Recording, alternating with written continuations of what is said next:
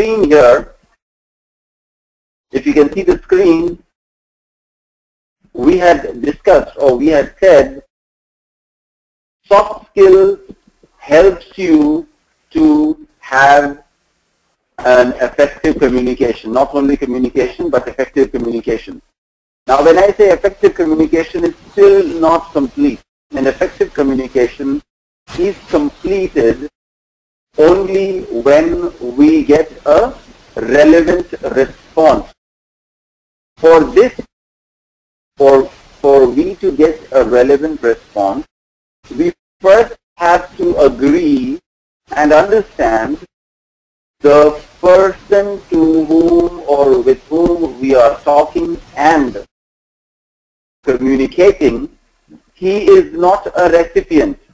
He is a respondent. So we need to be careful. We need to remember this, that the person with whom or to whom we are talking or communicating, what are we communicating? Our ideas, our information, messages, thoughts, updates, and everything. So that person is not a recipient. He is a respondent. Now, that respondent will respond. To what? He will respond to the communication which you are having. He will respond to the message which we are passing on to him. Now, his response will be either positive or negative, neutral or relevant. So I was saying we should be looking out for a relevant response, not a positive response, not a negative response, not a neutral response. We should be looking out for what? We should be looking out for a relevant response. That's what soft skills helps us to give or achieve a relevant response. But again, it's not only soft skills. There are many other things, but soft skills is one aspect which helps us to make our communication effective. When do we say that our communication is effective? We say our communication is effective when we get a relevant response. Now, when we are getting relevant response, that's when we say it's a win-win situation. You have made an effective communication or a presentation or an interview or a meeting or group discussion or whatever it may be. However, that is one factor. The soft skill is one factor which helps us to achieve effective communication. Now, yesterday we said soft skills is not language skills. We got to be very careful about this. Most of the people make mistakes over there and most of the people lose their communication with their customers, with their managers, with their subordinates. They think that soft skills is language skills. No, soft skills is not language skills. So if you say that you have a good vocabulary, no, you cannot say that it's soft skills. Soft skills is not language skills. So if you feel or if you think or if you have any kind of a doubt that you have a very good vocabulary, so you have good soft skills, no. If you have grammar, if you are good at grammar, it doesn't mean that you have got good soft skills. If you have good fluency on your language, no, that is also not a proof that you have good soft skills. Yes, these language skills will definitely help you to have good communication skills or effective communication. So, what is soft skills related to? Yes, again, I'm coming back to the same point. As I said yesterday, I am contradicting. Yes, a little bit of yes. Language is one thing which is related to soft skills. Body language is one more thing which is related to soft skills. Content of what you're talking and what you're presenting is also related to soft skills. Rate of speech, as I mentioned, how fast, how slow you are speaking, that also is related to soft skills. Cultural orientation. Cultural orientation, when I say, is about certain specific type of people to whom you are giving presentation or with whom you are speaking, you got to be very careful. You need to find out what are the things that they may not like, they may not be comfortable, they may not be open about it, they may not be very comfortable talking about those matters. Please make sure that you do not get on this. That will also help you to achieve effective communication via your soft skills. This is the place till where we discussed yesterday, and I said I will discuss a very, very important concept, which is SLAAP versus LAAPS. It's a very, very important concept. Now, if you have understood this and if you follow this, I can guarantee you, you will have 100% effective communication. Now, once again, please, before I get into this aspect of SLAAP versus LAAPS, please try to understand the response, the outcome which we want from our communication is the relevant response, not a positive response, not a negative response, not a neutral response. As I mentioned yesterday, if I want to express my dissatisfaction to somebody, if I want to tell that person I am not happy with it, if I want to inform or let another person know that I did not like your work, so you got to do it. You have to make sure that he responds to that. If you are complaining and if he says, oh, it's so nice, that's so nice of you, it sounds as a positive response, but that's not a relevant response. We want him to accept certain things. So you've got to be very careful that the response which you get, the outcome of your communication, should be relevant. Only then we will say it is effective communication. And as I said, let us see how soft skills helps you to achieve this aspect of effective communication or relevant response. Now, let's talk about this SLAAP versus LAAPS. It's the same, one and the same thing, and we will go ahead with this. Let's talk about this. I will write down over here as S, L, A, P. In one of the previous sessions, we did discuss about it. Now, what happens whenever you are in a communication or whenever you are discussing anything which is debatable, where there is some argument? That's the place your soft skills is required. Soft skills is not required when you are having a normal conversation.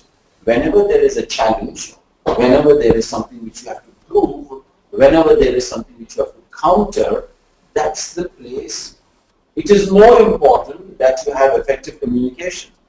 So, for you to have effective communication in the points or in the situations when there is a challenge, when there is something you have to prove, when there is some important message you have to make sure that everyone listens to you, that's the place where your communication skills is into action.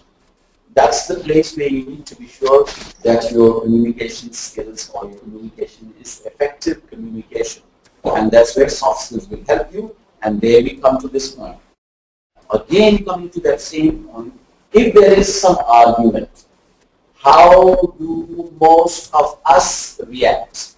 The moment there is an argument, the moment there is a question, the moment there is a problem, we feel that we are champions. We feel that we have all the possible answers, and we always feel that we are always right and the other people or the other person is not correct.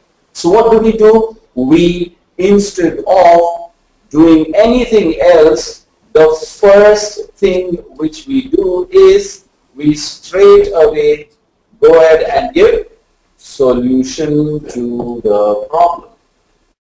We have not understood the problem very well. We have not heard the problem very well.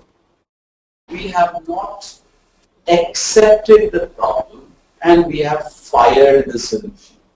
And 90% of the time in such situations, your solution is not matching the respondent. Now, the moment I say this word matching, let me share one very important point so that you can understand what I'm trying to say. Right. When I say your solution is not matching the respondent's solution, what do I mean by this? It's a very important thing. Please try to understand. This will help in your professional as well as in your personal life. Let's see what I'm trying to say. We all have written exams, right? Your school exams, your board exams, your university exams, you all have written these exams. Now what happens before the exams are written? Somebody makes the question paper, and the person who makes the question paper, he or she has to give a sample answer of each question which they have made or which they have prepared. Now, one person has made the question and he has given the answer, and then there are hundreds and hundreds of evaluators, because there are lakhs and lakhs of students who are giving the exams. This one person cannot do the correction. So he gives a sample answer, and this lakhs and lakhs of answer sheets are being distributed to thousands of evaluators who will do the evaluation and give the scores. How will they give the scores? They will refer to the sample answer of the question. Fair enough? So, every time in a communication or in a question-answer situation or in a debate or in an argument or in a conversation, there are always three answers. There are always three answers. What are those three answers? One answer is the answer of the person who has raised the question, who has the problem, who has raised the concern, who has initiated the concern. If I am asking a question, it means I am expecting some answer. If I have a problem, it means I am expecting a solution of my choice. If I have a concern, I am expecting a solution which will satisfy me. So that's the first answer. The first answer is the answer which is expected by the person who is asking the question. The second answer. What is the second answer? Second answer is the answer which you are giving. Question is the same. Now you are answering to that question. Are you understanding what I'm trying to say? You are answering to that question. Now, that is your answer. That's the second answer for the same question. And then there is a third answer. Can anybody guess what is the third answer? Let me check how many of you are there in this session now.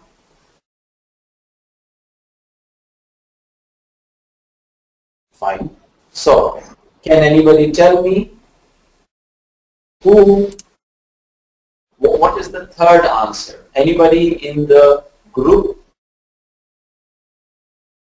Anybody in the group, can you tell me which is the third answer? First answer is the answer of the person who is asking the question, who has the problem, who has the concern.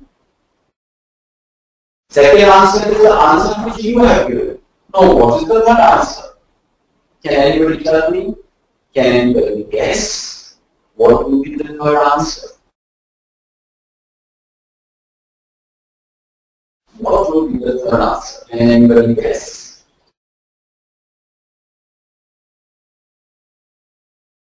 Correct answer. Okay. Yes. Somebody is saying, yes, that's right. The third answer is the right answer.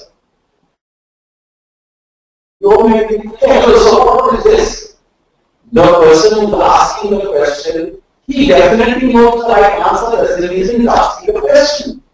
And if you are intelligent, if you are strong, if you are knowledgeable, if you have done your preparation, so obviously you will also take the right answer.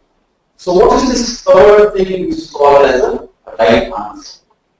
That's the place where the soft skills comes into the picture. That's the place where your communication skills comes into the picture. And that's the place where you need to be a little bit more alert. That's the place where you need to be a little bit more careful. What do I mean by that? I mean by that, the person who is asking the question may not necessarily want an answer which is the right answer. He wants an answer which will satisfy him, which will make sure that he gets what he wants. Second, it is your answer. You are giving an answer which takes care of your limitation. You are working in an organization. In a previous scenario, a person comes and says that I have not paid my power bills, and I am late on paying my power bills, so there is a penalty of a certain amount, an X amount. There is a penalty. So the customer is calling and saying, you know what? I was not able to make that payment because your office was not open between 11 and 12 yesterday when I went to pay the bills at the counter. Your counter was not open and I did not have any other time. So he wants that you should not charge or you should not ask for a penalty. So he is expecting an answer that he will say, okay sir, because you went over there to make that payment, the counter was closed, okay, we will not charge you the penalty.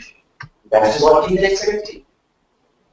But you as an employee to whom the customer is talking, you have a limitation. You cannot remove the penalty because your organization does not allow you to do. So you just cannot tell him, okay sir, fine, because you were there, I will not charge you the penalty.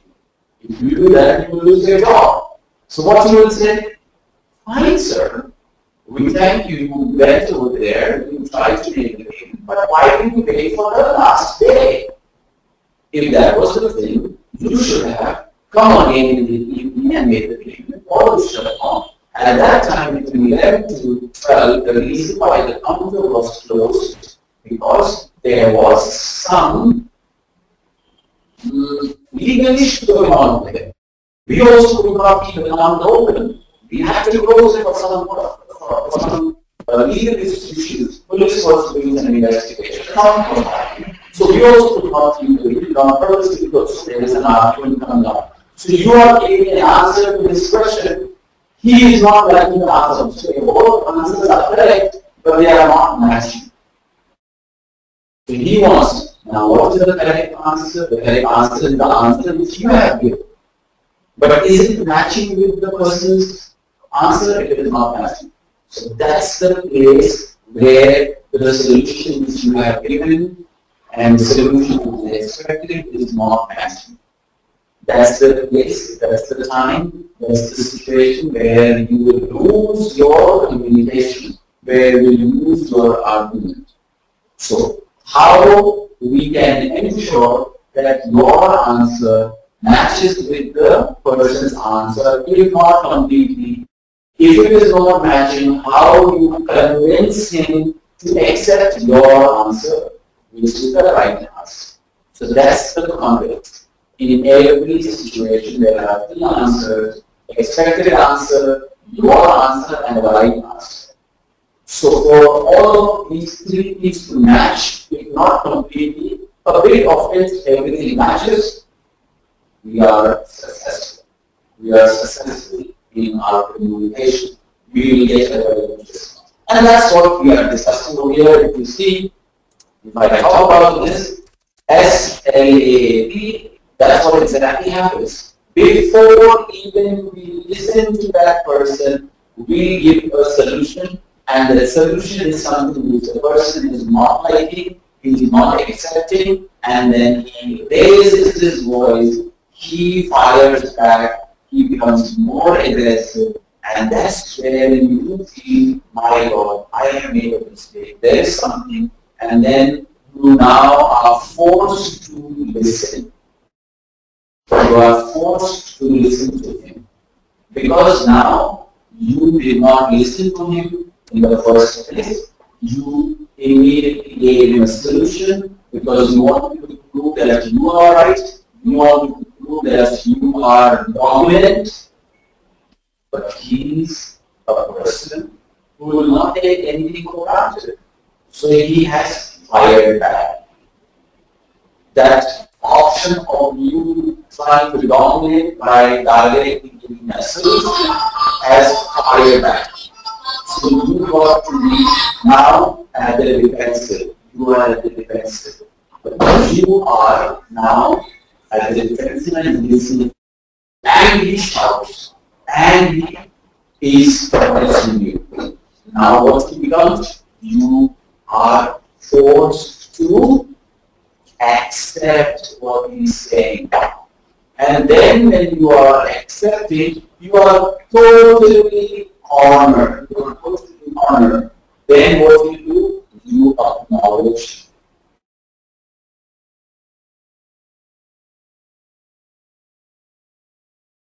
You acknowledge. You say, okay, I understand. And then finally what you do? You are completely lost. You tell, okay sir, give me some time. I will do the research. That's called as probing. You will do the probing in the situation, and then I will get back to you. And the customer is very happy because I took him nicely this time. I honored him nicely. So what has happened? Is it a win-win situation? No, it's not a win-win situation. Only the customer or the respondent has won. You have lost. Effective communication is then when it is a win-win situation. Why it is not a win-win situation? You may say, oh, if he is a customer, if he is happy, so I am happy. No. That customer has identified that you are able to make mistakes and you are easily controllable. He will always play this trick now. He will always play this trick. And one point, what will happen?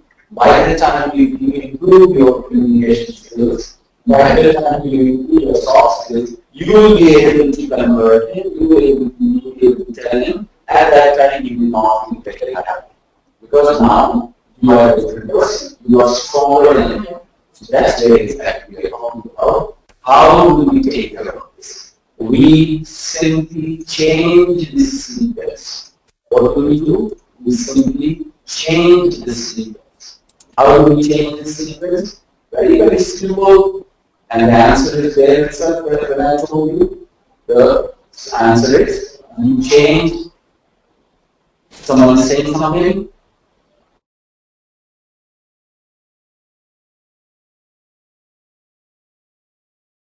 Someone has any questions?